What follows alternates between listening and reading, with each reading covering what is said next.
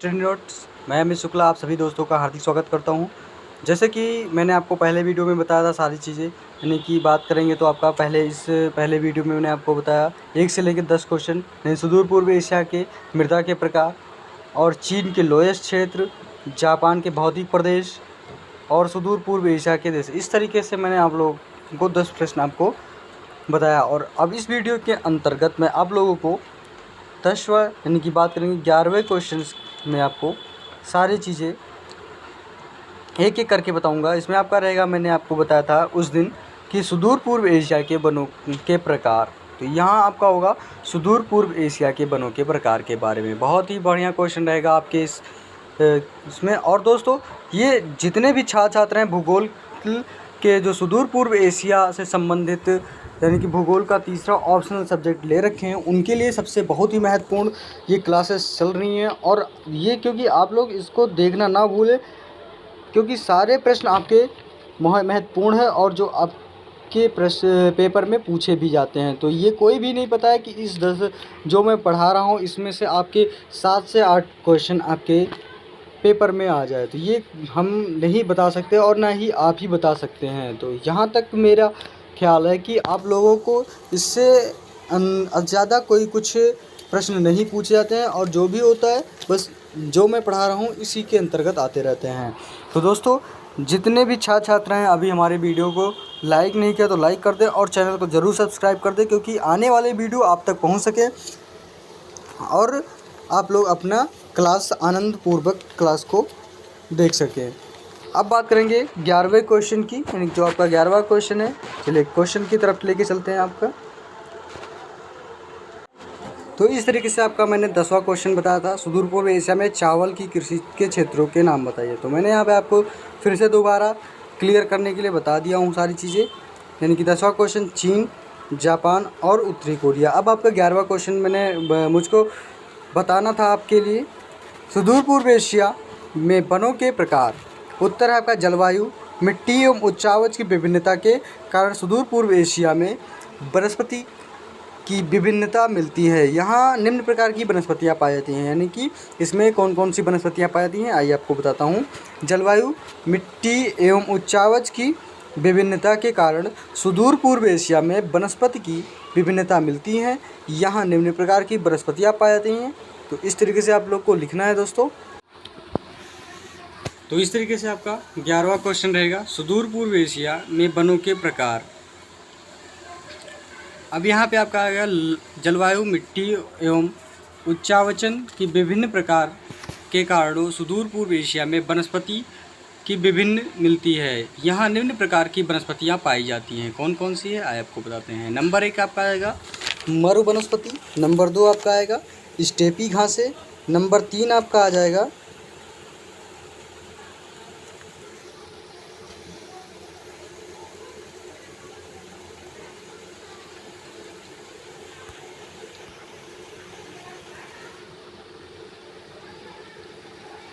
और फिर आपका नंबर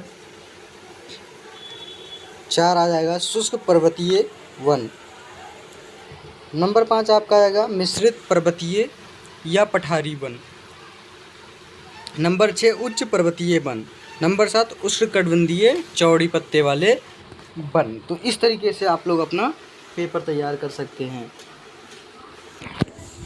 तो ये आपका हो गया आपका सुदूर पूर्व एशिया में वनों के प्रकार, यानी कि जो वन के प्रकार हैं हमारे सुदूर पूर्व एशिया में, तो ये इस तरीके से हमारे सबसे ज़्यादा वन पाए जाते हैं। अब आपका आ गया 12वां क्वेश्चन। 12वां क्वेश्चन में क्या दे रखा है आपका, सुदूर पूर्व एशिया में जनसंख्या के असमान वितरण के कारण उत्तर, यानी कि आपका होगा सुदूर पूर्व एशिया में के देशों में जनसंख्या वितरण बहुत असमान है। चीन जो विश्व का सर्वाधिक जनसंख्या वाला देश है, यहाँ की 90% जनसंख्या कुल क्षेत्र के केवल 6% भाग पर निवास करती है। यानी कि बात करें जो वहाँ की जनसंख्या है, नहीं कि 90% जो जनसंख्या है वो 6% भाग पर निवास करती है। यही स्थिति लगभग जापान की है। यहाँ कृषिगत तथा औद्योगिक क्षेत्रों में जन घनत्व अधिक मिलता है। सुदूर पूर्व एशिया में जनसंख्या के वितरण को प्रभावित करने वाले प्रमुख कारण निम्न है। कौन सा है? नंबर 1 आपका उच्चावन यानी कि उच्चावचन। नंबर 2 आपका हो गया जलवायु के उपयुक्तता। नंबर 3 आपका आ गया कृषि क्षेत्र की उपलब्धता। और नंबर 4 आपका आ गया औद्योगिक विकास। नंबर 5 आपका आ गया राजनीतिक कारण जनसंख्या स्थानांतरण। नंबर 6 आपका आ गया नगरीकरण में वृद्धि आदि। तो इस तरीके से आपका 12वां क्वेश्चन रहा, बहुत ही महत्वपूर्ण क्वेश्चन रहा है आपका भी। और 13वां क्वेश्चन आपका आ गया नेक्स्ट आपका, चीन ने कृषि विकास के क्या प्रयास किए हैं, यानी कि चीन ने कृषि विकास के लिए क्या प्रयास किए हैं। उत्तर में आपका आएगा कृषि विकास की दशा में चीन ने जो प्रयास किए हैं वे निम्न हैं। नंबर 1, साम्यवादी सरकार की स्थापना के बाद कृषि विकास में सरकारी प्रयास प्रारंभ। नंबर 2, 1950 से 52 तक जमींदारों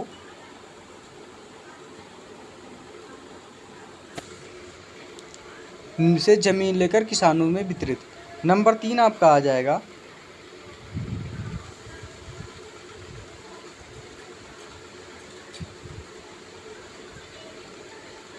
1953 से 56 तक सरकारी कृषि का विकास। नंबर 4 आपका आया है 1957 में सहकारी कृषि का विकास। नंबर 5, 1958 में कम्यून प्रणाली का विकास तथा आधुनिक मशीनों का प्रयोग, यानी कि 1958 में कम्यून प्रणाली है और आधुनिक विकास हो, यानी कि आधुनिक जो मशीन हुई उसका भी प्रयोग किया गया। तो इस तरीके से यहाँ पे नई नई तरीके की तकनीकी के जो आविष्कार हुए हैं वहाँ पे प्रयोग किया गया 1958 के सन 1958 के अंतर्गत। छठवां आपका गया कृषि विकास हेतु योजनाओं का निर्माण।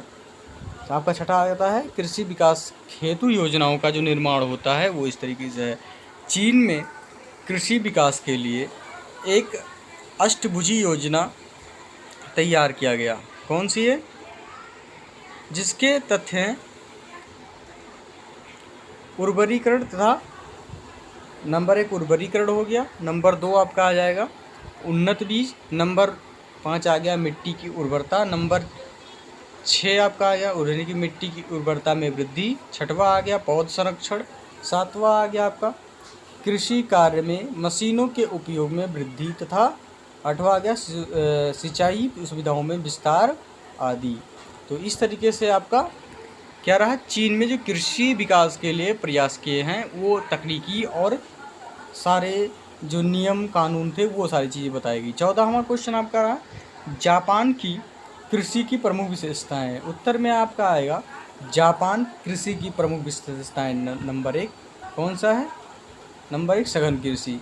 नंबर 2 बहुफसली कृषि प्रारूप, यानी कि सघन कृषि की बात करें तो जैसे कि गेहूँ हो गया ये आपका सघन कृषि होता है, यानी कि वैसे जो छिटुआ बोया जाता है इस तरीके से। और सघन में मतलब बात करेंगे तो एकदम से सटा सटा हुआ होता है उसको हम कहते हैं सघन, यानी कि जो दूर दूर ना हो के नज़दीकियाँ स्थापित करता हो। दूसरा आपका है बहुफसली कृषि प्रारूप। नंबर 3 अंतर शस्य प्रारूप। नंबर 4 आपका आएगा फसल चक्र।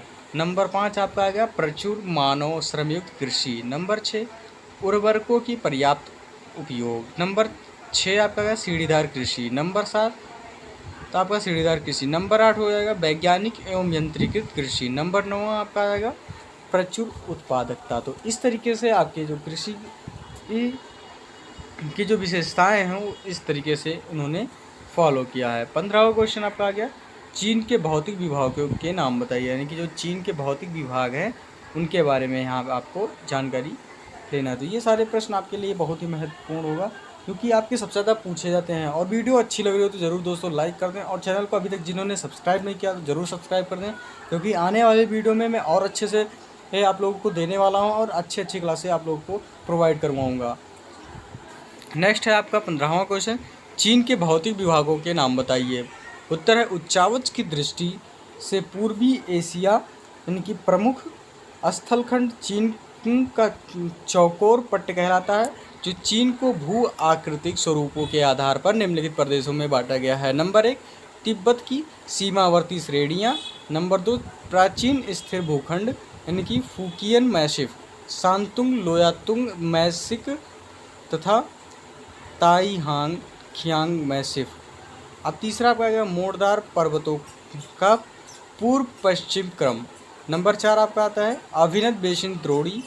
नंबर 5 दक्षिणी पश्चिम पठार तथा लोएस्ट क्षेत्र। तो ये आपका आता है जो भौतिक विभाग है उसके बारे में, यानी कि बहुत ही महत्वपूर्ण है। यानी कि मोड़दार पर्वत का जो पूर्व से पश्चिम क्रम है वो आपका मिलता है। और चौथा आपका आता है अभिनव बेसिन श्रेणी आ जाता है कि यहाँ पे श्रेणी होने से द्रोणी कर दिया है इन्होंने। अब बात करेंगे 16वां क्वेश्चन। 16वां क्वेश्चन भी बहुत ही महत्वपूर्ण है आपके लिए।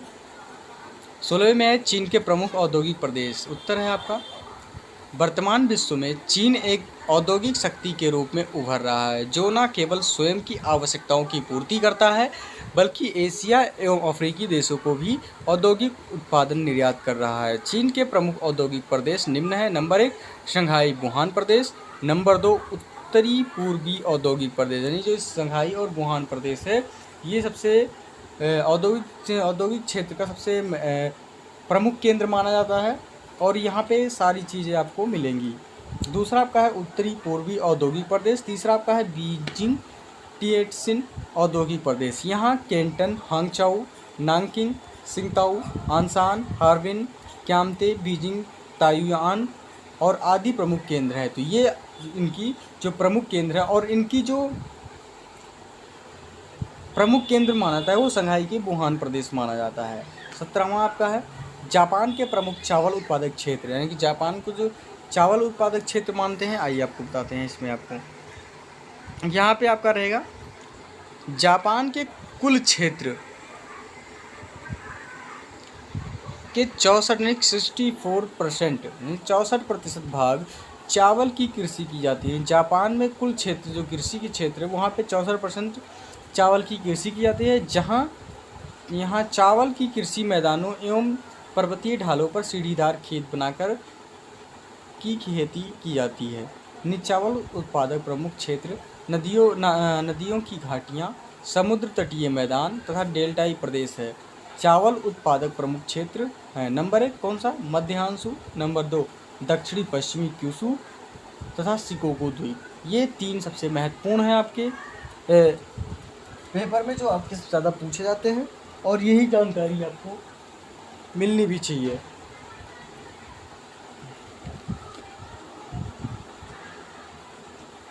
यहाँ सबसे महत्वपूर्ण है आपका यहाँ तटीय क्षेत्रों का चावल यानी हाटा, चावल कोटा तथा दलदली क्षेत्रों को चावल टाटा यानी कि चावल में टा कहलाता है। तो इस तरीके से यहाँ पे आप लोगों को जानकारी प्राप्त होती है कि जो जापान का प्रमुख चावल क्षेत्र में माना जाता है, यहाँ पे आपको जो दलदली क्षेत्रों का चावल होता है उसे टा कहते हैं हम लोग, वहाँ के क्षेत्र में टा कहलाता है।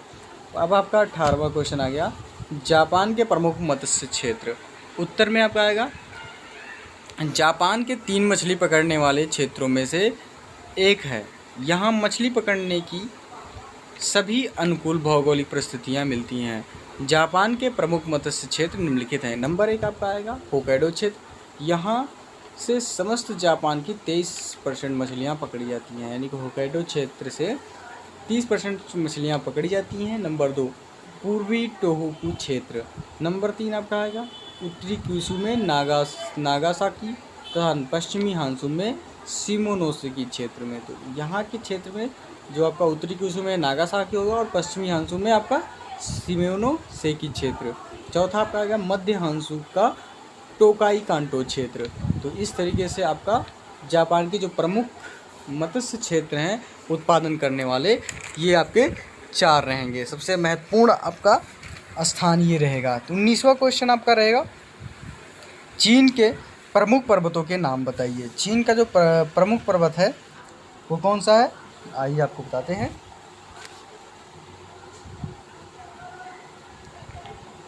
यहाँ पे आपका है चीन के प्रमुख पर्वतों के नाम निम्नवत है। नंबर 1 कुनलून पर्वत श्रेणी। नंबर 2 तिएनशान पर्वत श्रेणी। नंबर 3 आपका आ गया नानशान पर्वत श्रेणी। नंबर 4 आपका आएगा सिंगलिंगशान पर्वत।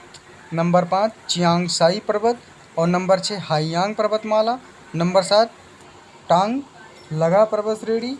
नंबर 8 आपका आ जाएगा ग्रेट खिंगन पर्वत। तो इस तरीके से आप लोगों का पर्वत श्रेणियों के बारे में मैंने आपको बताया। अब बात करेंगे आपके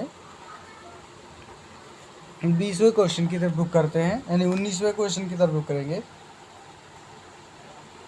यानी कि 18वां क्वेश्चन आपका हो गया जापान के प्रमुख उत्तरी क्षेत्र, और 19वां क्वेश्चन आपका हो गया चीन के प्रमुख पर्वतों के नाम बताइए। तो ये आपका रहेगा चीन के जो प्रमुख पर्वत थे ये कुछ इस तरीके से, यानी कुनलुन पर्वत हो गया, तिएनशान पर्वत हो गया, नानशान पर्वत श्रेणी, नंबर 4 शिंगलिंगशान पर्वत श्रेणी, तो और 5वां आपका चियांगसाई पर्वत, नंबर 6वां हो गया हाइयांग पर्वतमाला, और 7वां आपका हो गया टांगलगा पर्वत श्रेणी, 8वां आपका आता है ग्रेट खिंगन पर्वत। तो ये आपके हो गए चीन के जो 8 पर्वत श्रेणी है, पर्वतमालाएँ हैं, उनके बारे में यहाँ पे आपको बताया। 20वां क्वेश्चन आपको बताएंगे यहाँ पे हम। 20वां क्वेश्चन रहेगा आपका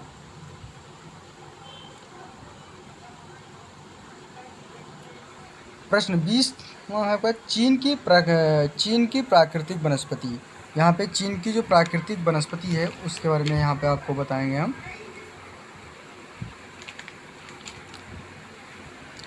उत्तर में है आपका चीन का 133.32 मिलियन हेक्टेयर क्षेत्र में 14.3% क्षेत्रफल वनाच्छादित है। यानी कि जो चीन का 133.32 मिलियन हेक्टेयर है, यानी कि चीन का क्षेत्रफल में 14.3% क्षेत्रफल वनाच्छादित है।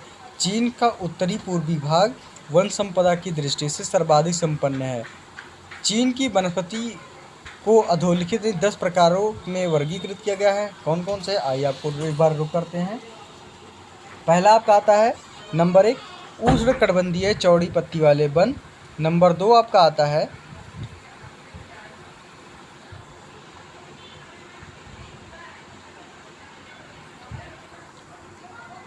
अब इसमें आपका नंबर 2 आएगा, थोड़ा जूम कर लेते हैं, अच्छे से दिखाई पड़ेगा, उपोष्णकटिबंधीय वनस्पति। नंबर 3 आपका आ जाएगा